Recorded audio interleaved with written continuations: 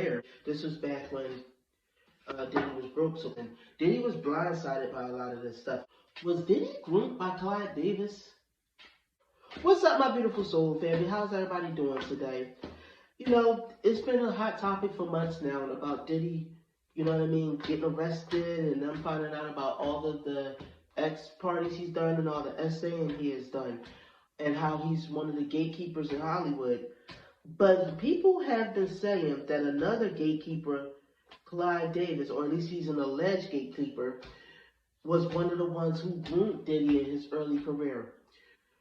So, you know what? Let's do a reading on that today. Let's ask Spirit if there's any validity to this. Now, y'all know, of course, before I start this reading, I need to put out my disclaimer. This video is for entertainment purposes only. Everything I state in this video is just my interpretation of the cards. Nothing I state in this video has been proven to be fact as of now. So now that we got that disclaimer out the way, let's shuffle these cards and let's see if Clive Davis groomed Diddy early on in his career. Alright, so let's pull the cards and let's see if we get the answers that we seek. Alright, so the first card is the Four of Swords. The Temperance reversed, then you got the Queen of Pentacles, the Ace of Cups reversed. There was this unacquitted love, or this love that went sour. Let me see, you got the Four. Let me see here. Let's see. I'm seeing that Clive did a lot of stuff, you know what I mean, that Diddy was not able to escape from, you know what I mean.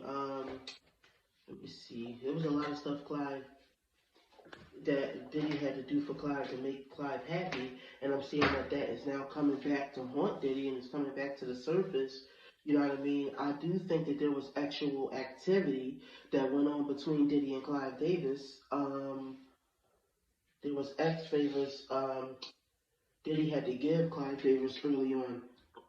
I'm seeing so far, you know what I mean, before he could really go upward in his career. Like I said, he was unable to escape it. This was back when Diddy was broke, so Clive Davis was spending a lot of money on him, and Diddy was Clive's, let's just say Diddy was the submissive one. Clive was the dominant party in these acts or situations. You know what I mean? This was Diddy's way of beating a lot of the competition out. I mean, back then he was extremely ambitious, and he was new to how the industry worked. You know what I mean? He didn't know all of this about how the industry worked. But like I said, he still gave it up. You know what I mean? And this is how he was able to climb up the ranks fast and move up. Now, yes, this did traumatize Diddy to an extent, but. And this is like basically, this was where he kind of learned how to do business, where he learned how that whole grooming thing. He learned that from Clive, but I'm seeing that it was other people he learned it from too, allegedly. There was at least one other person. Then he was blindsided by a lot of this stuff. Like, they were sneaky about it and cunning, and it kind of snuck up on him. And him being a young, ambitious dude, you know what I mean? He didn't, like, he didn't care that Clive Davis and the other people were toxic. He just wanted to move up in his career.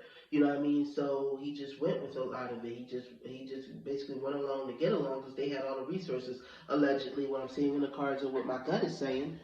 Let's free this energy and pull some more cards. So this is what I'm seeing. So I'm not going to say that it was S-saying or R-wording because I'm seeing that there was some consent going on. I don't think Diddy wanted to do those things, but Diddy wanted to be famous, so he did whatever he was told at that time. You know what I mean? He felt like it was going to pay off, which it did. I feel like Clive wasn't the only one, but he was one of them. This is what I'm feeling like and seeing in the cards. Yeah, they didn't R-word Diddy. Diddy gave it up. Diddy bent over for him. Allegedly, what I'm seeing. But Diddy had a plan just like they did. It was a society of men that Diddy bent over for. You know what I mean?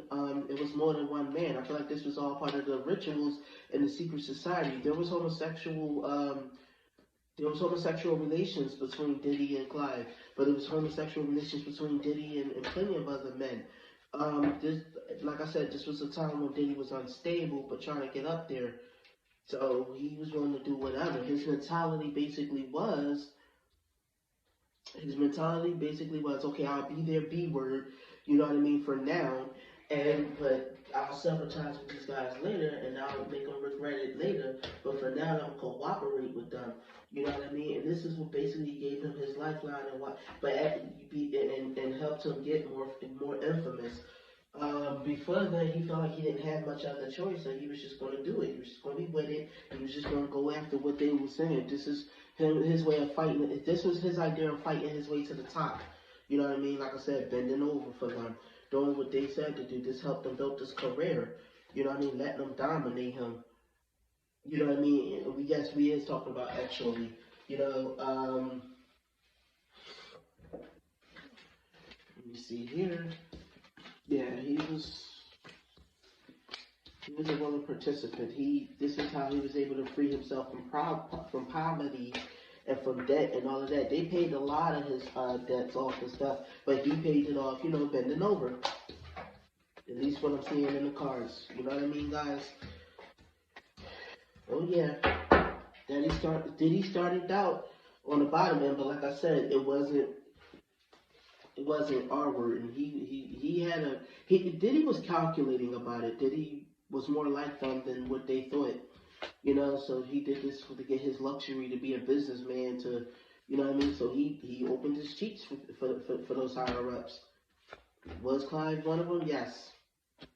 From what I'm seeing in the cards, Clive was one of them. Not only that, he was also like a spy for them. He did a lot of conniving stuff to other artists on their behalf. Like he did whatever. He did whatever to get up there. Diddy did whatever. Diddy was a henchman for him for a while. Like if an artist needed to be threatened, he would threaten them. You know what I mean?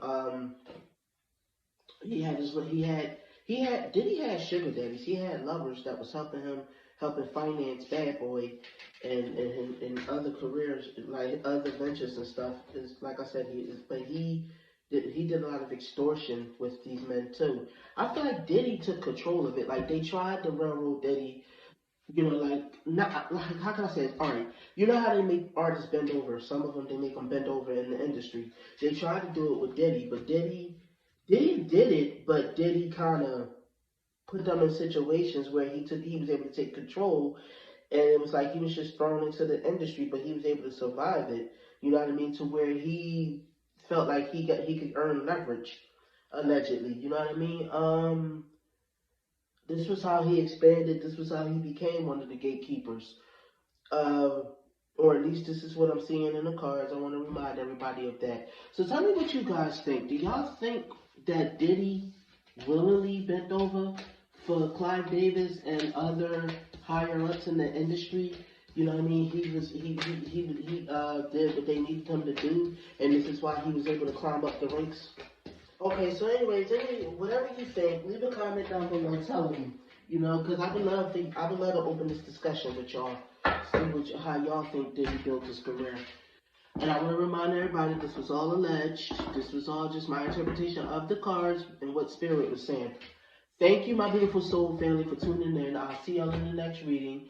Y'all have a good one, my babies. Love you. Bye.